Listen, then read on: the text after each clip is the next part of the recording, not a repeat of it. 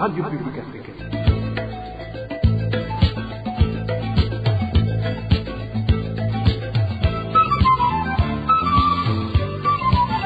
Radio Publique Africaine.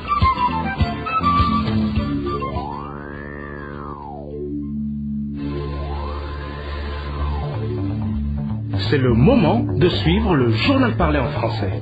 À la présentation, Émile Nivasumbo. Bonsoir et bienvenue dans le journal du 20 juin 2024. Et voici les principaux titres.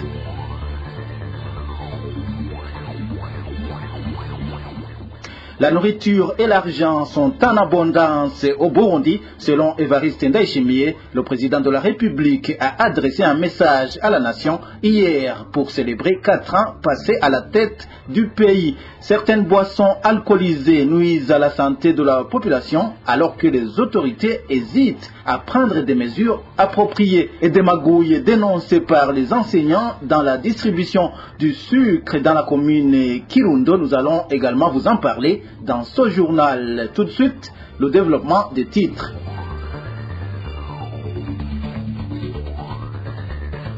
Je vous le disais tantôt, le président Évariste Ndayishimiye se réjouit des réalisations des 4 années de son pouvoir. Dans un discours à la nation hier soir à l'occasion du 4e anniversaire de son règne, Évariste Ndayishimiye a affirmé qu'aucun Burundais n'est affamé puisque selon lui, la nourriture est en abondance dans le pays. La pauvreté n'a plus de place non plus, comme l'argent circule suffisamment au sein de la population, selon le président Évariste Ndayishimiye, que je vous prie de suivre. wihweje ijya nino ukabona ubwira abarundi bariko bararangurana imigambi yo kwiteza imbere urabona neza ko tutavomera mu kiva tubwira bumva. La manière dont les Burundais sont en train de s'autodévelopper est très satisfaisante. S'agissant du niveau de l'agriculture et de l'élevage, il est évident que chaque Burundais a facilement de quoi manger avec l'excédent qui lui apporte de l'argent dans sa poche. Dès le début de notre mandat, nous nous sommes engagés à promouvoir l'autosuffisance alimentaire puisque nous savions qu'on ne pouvait pas travailler sans avoir mangé. Nous avons aussi promis que chaque personne devait être en possession de l'argent. Aujourd'hui, je suis ravi de constater que les lamentations de certains se limitent sur la carence de certains produits, mais pas au manque d'argent. Turabuze iki mugabo ntibavuga ngo turabuze amahera yo kukigura kandi nico bavuga ko babuze si cimburwa cy'u Burundi ni cimburwa mvamakungu. Tunezerejwe nuko turavye abarundi ku maso tubona ko bafise ubuzima uba barundi batari bake. Je suis fier de la vivacité dont affichent les bandes. D'aucuns construisent de belles maisons, portent de beaux habits et mangent à leur satisfaction, étant donné de l'espoir pour un avenir plus meilleur. Certains aspirent déjà à être plus confortables davantage dans leur bien-être. Il est vrai que je sois au courant de certaines lamentations et grognes, mais cela est tout à fait normal qu'il y ait l'une ou l'autre chose à convoiter. Toutefois, soyez rassurés, la nourriture est en abondance au Burundi. Ariko nagira ndabaremeshe injya mu Burundi nijya nawe. Les employés de la société de gardiennage Gadawod Burundi s'indignent du mauvais traitement dont ils sont victimes. Ils précisent qu'ils perçoivent un maigre salaire et ce dernier n'est pas octroyé en totalité. Selon eux, un certain montant est retranché à la source pour payer les frais médicaux alors qu'ils se font soigner eux-mêmes à 100%. Le point avec Eric Nyonzima. Ces agents de la société de gardiennage Gadawad Burundi indiquent qu'ils sont maltraités tenant compte du maigre salaire qu'ils touchent. Les d'entre eux qui se confient à la RPA fait savoir qu'il est regrettable de constater qu'ils touchent des miettes alors que cette société encaisse des sommes colossales grâce à leurs efforts. C'est vraiment révoltant d'apprendre que la société encaisse 1 million de francs burundais pour chaque agent, alors que ce dernier qu'il a encaissé ne touche que 100 000 francs burundais seulement par mois. Les prix de tous les produits de première nécessité ne cessent de grimper, mais le salaire des employés ne change pas. Dites-nous comment peut-on loger une maison ici à Bujumbura, acheter des habits et de quoi manger à la famille, mais aussi payer les soins de santé avec les 100 000 francs burundais.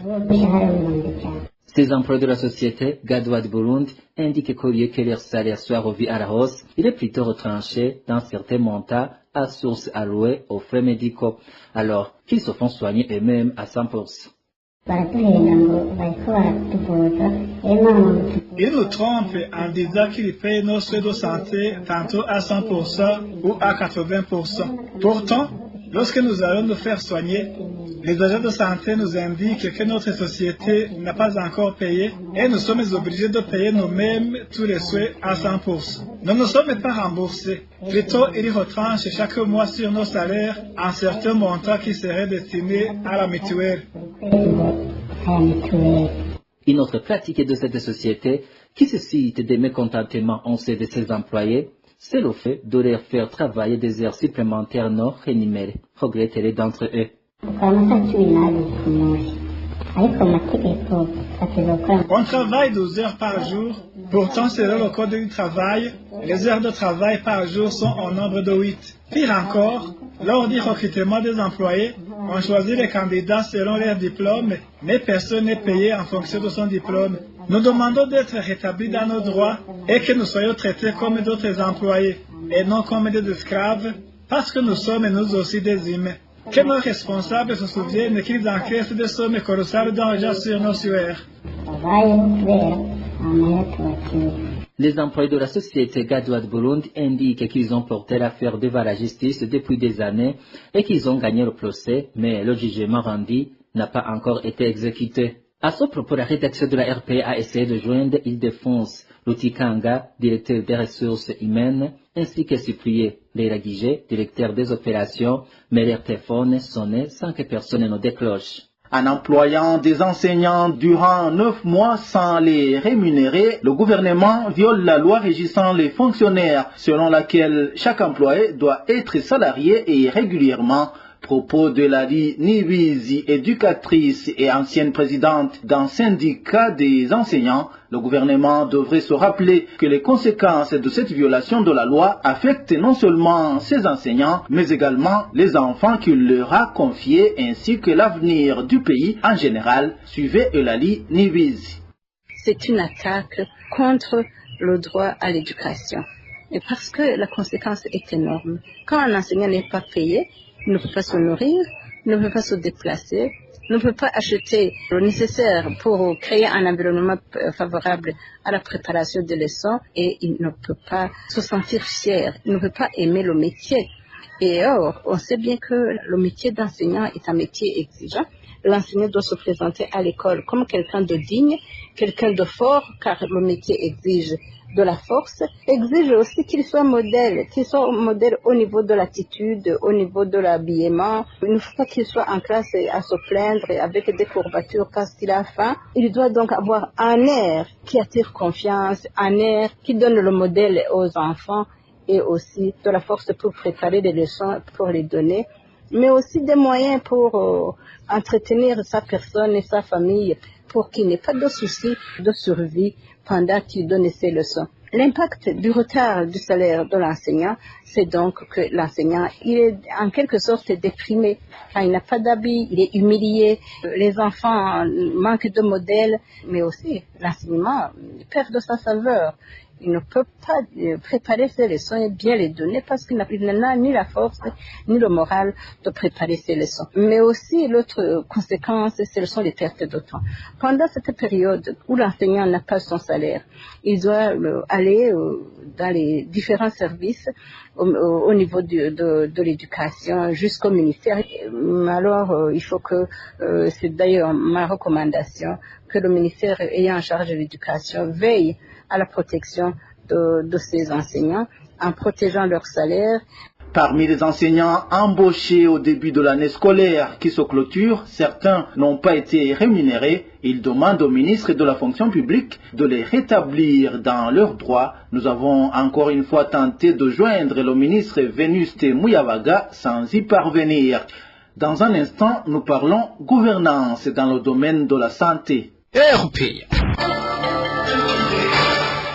La ministre de la Solidarité reconnaît que les affiliés de la mutuelle de la fonction publique éprouvent des difficultés pour trouver des médicaments prescrits par les médecins dans des pharmacies de cette structure. Elle l'a dit lorsqu'elle répondait aux questions orales des sénateurs. Imelda Sawushimike indique toutefois qu'une réunion a été récemment organisée pour trouver des solutions en rapport avec les problèmes de la mutuelle de la fonction publique et que le gouvernement compte uniformiser le prix des médicaments dans le pays.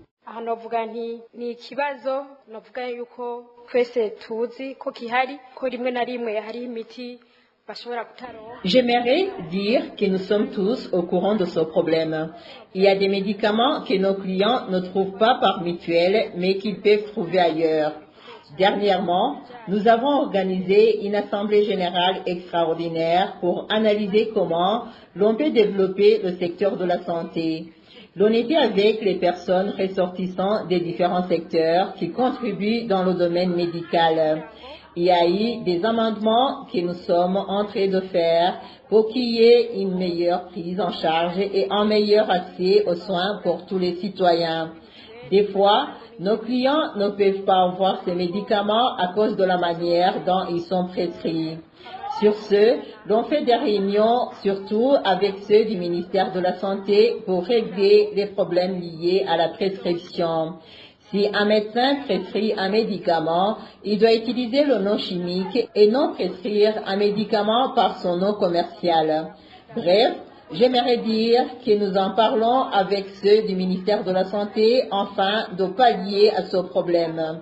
L'on aimerait également que si un citoyen se fait soigner et qu'il achète un médicament, qu'il soit à Changuzo, à Bujumbura ou ailleurs, son prix soit le même sur tout le territoire.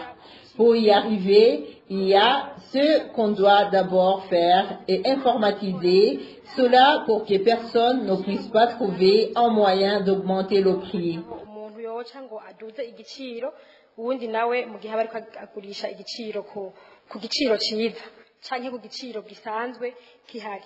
Les boissons alcoolisées dont les liqueurs nommées Sapor, Kik et autres constituent une menace pour les consommateurs, surtout en mairie de Bujumbura à cause de leur grande teneur en alcool. Certains citadins demandent au gouvernement burundais de suivre de près la situation et de protéger la population. Le point avec Dani Claire, il la trouve. Ces boissons qui sont en train de causer des dégâts dans la ville de Bujumbura sont surtout le Sapor, Kik, le Susuluka et d'autres, tous de type liqueur. Selon la population de Bujumbura, ces boissons causent beaucoup de problèmes dans la société, surtout du fait que leur degré d'alcool est très élevé. Cet habitant indique que celui qui prend ces boissons devient une autre personne. Le poisson de marque Sapor cause beaucoup de dégâts ici en mairie de Bujumbura. Je dirais que ce n'est pas uniquement à Bujumbura, c'est pareil presque au niveau national. En plus, ce n'est pas la boisson Sapor uniquement qui fait le carnage, mais il y a d'autres comme le Kiki, Susuruka et d'autres qui sont de fabrication récente. Toutes ces boissons ont de l'alcool compris entre 40 et 45%. Vous comprenez que c'est dommage et honte. En plus, si quelqu'un consomme ces boissons, il commence à changer petit à petit à partir de sa façon de parler. Il prononce de mots lourds devant les enfants et ne craint de se bagarrer. Pire encore, celui qui les consomme ne fait rien d'autre comme activité. À voir l'évolution des choses, la population demande au gouvernement de faire tout ce qui est possible pour enlever ces boissons au sein de la population avant que la situation ne devienne plus que compliquée, surtout aussi que pour le moment, même les élèves prennent ces boissons sans aucune crainte. Nous demandons au gouvernement de changer comment il peut protéger sa population contre cette boisson. Ceci du fait que sa consommation augmente chaque jour, ou bien que son prix soit augmenté pour qu'elle ne soit pas achetée par n'importe qui. Actuellement, même les élèves quittent l'école pour aller acheter cette boisson et la partager de façon élevée. Nos sources en mairie de Bujumbura indiquent que la plupart de ces boissons ne sont même pas vérifiées dans les laboratoires avant d'être mises sur le marché. De son côté, Gitega semble plus préoccupé par les entrées générées par les usines et brasseries prestant au Burundi que par la santé de ses administrés. Cela transparaît dans les réponses données par la ministre ayant les transports dans ses attributions dans une séance de questions orales à la Chambre haute du Parlement. cette autorité a reconnu être au courant de l'existence des usines qui mettent en danger la vie des Burundais en violant les normes, mais selon Marie-Chantal Nijimbere, fermer ces dernières ne fait pas partie des solutions envisagées par son gouvernement. Josiane Mouzaneza nous en dit plus. Depuis un certain temps, des alertes ne cessent d'être lancées à l'endroit du gouvernement concernant des boissons très alcoolisées qui menacent la santé de la population, surtout chez les jeunes. Plus d'un pensait même que le gouvernement n'était pas au courant de cette situation.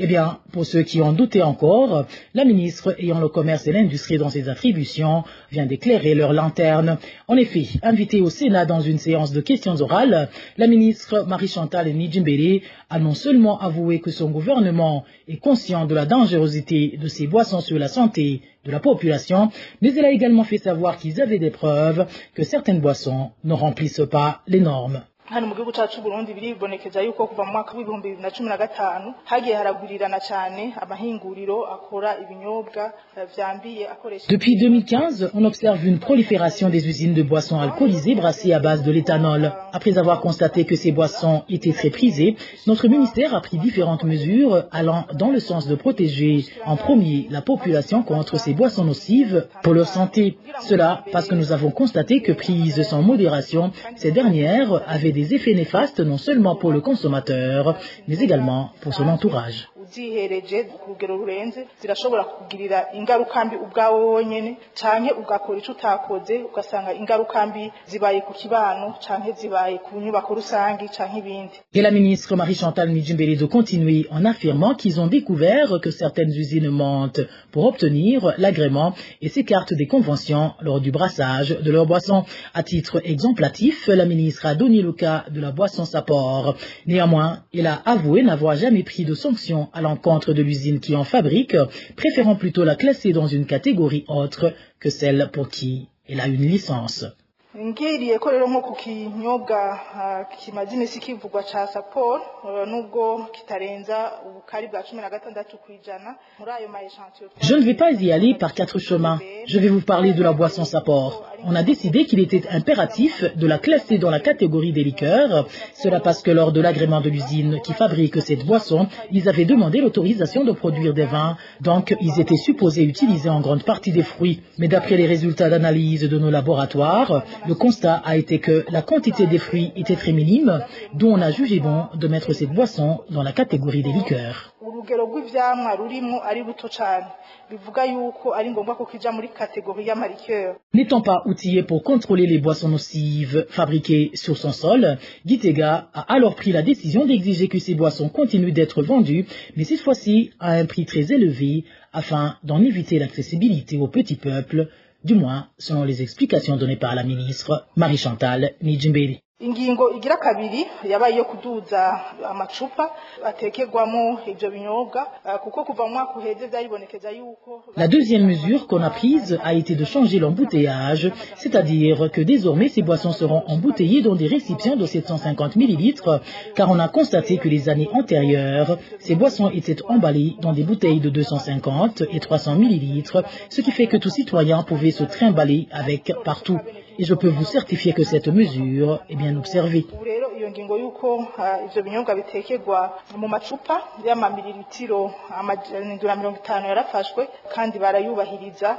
Parmi les boissons ciblées par ce nouvel embouteillage figure le fameux Sapor, une boisson que la même ministre venait de déclarer non conforme aux règles d'usage et nocive pour la santé.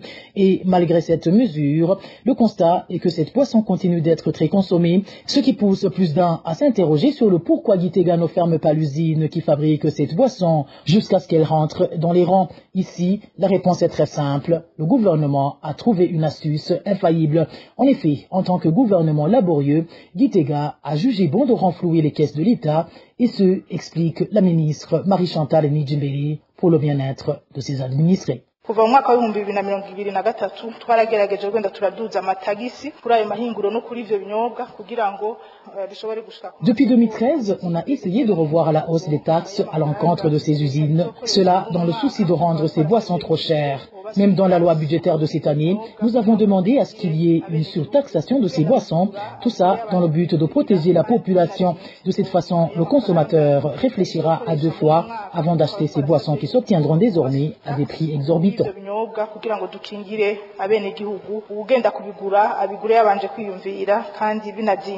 Dans un instant, nous parlons des magouilles dans la distribution du sucre dénoncé dans la province Kirundo. Certains fonctionnaires de l'État de la commune et province Kirundo dénoncent des magouilles dans la distribution du sucre dans le secteur de l'éducation, pendant que la direction communale de l'éducation était chargée de distribuer ce sucre appartenant aux plus de 300 enseignants. 30 enseignants seulement ont été servis. Les détails avec Éloge Divin Remèche.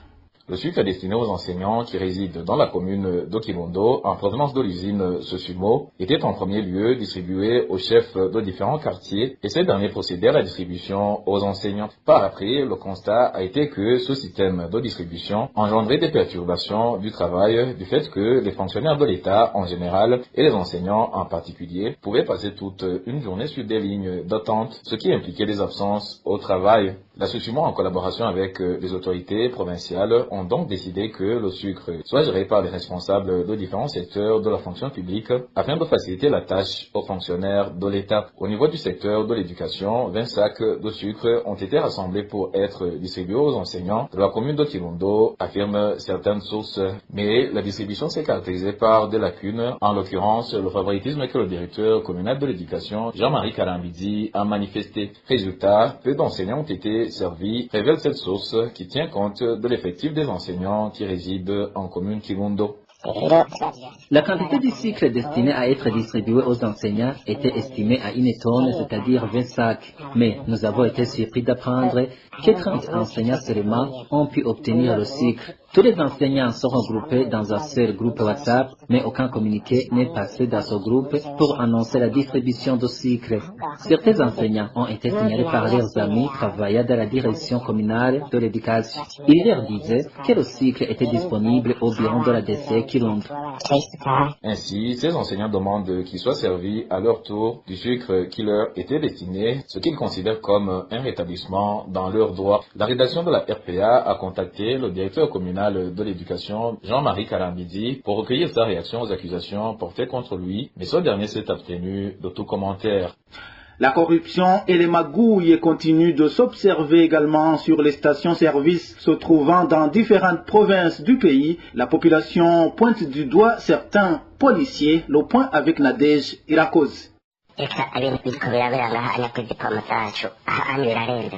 La population de la province de Cibitoke dénonce la corruption et les magouilles faites par les policiers qui sont devenus monnaie courante sur les stations-service lorsque le carburant est disponible. Une somme variant entre 10 et 30 000 francs burundais, c'est le pot de vin que les clients sont obligés de donner aux policiers au su et au vu de tout le monde afin qu'ils soient approvisionnés en carburant, s'indigne cet habitant.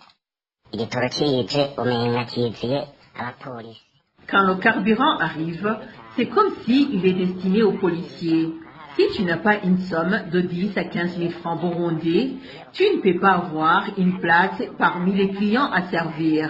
Tu peux y passer toute la journée sans être servi.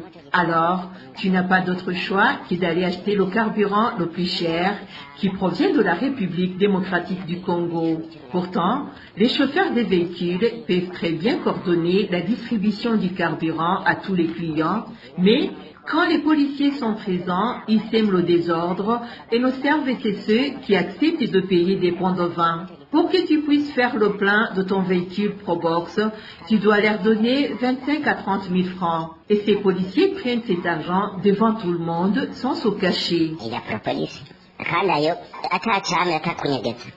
Même son de cloche en province de Kirundo. Les habitants indiquent qu'il y a des clients qui peuvent payer jusqu'à 50 000 francs pour avoir du carburant. Pour la plupart des fois, ceux qui acceptent de payer ces pots de vin aux policiers sont également ceux qui vendent le carburant au marché noir en toute impunité.